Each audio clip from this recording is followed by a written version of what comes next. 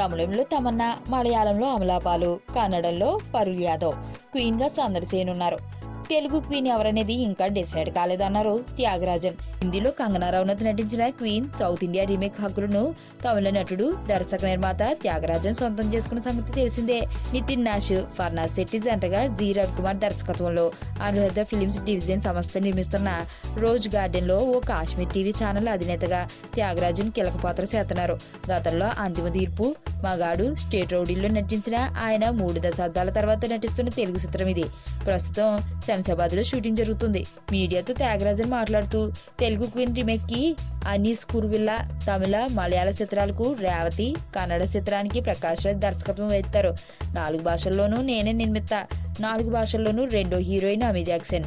ఇక మా అబ్బాయి ప్రశాంత్ హీరోగా నా స్వీయ దర్శకత్వంలో ఓ హిందీ సినిమా నిర్మిస్తున్నాను. త్వరలో స్ట్రైట్ తెలుగు సినిమా కూడా చేస్తాడని తెలిపారు.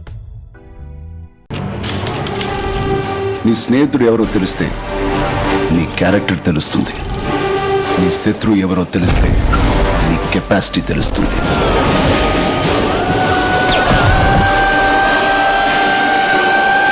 నా శత్రువుని సెలెక్ట్ చేసుకున్నాను.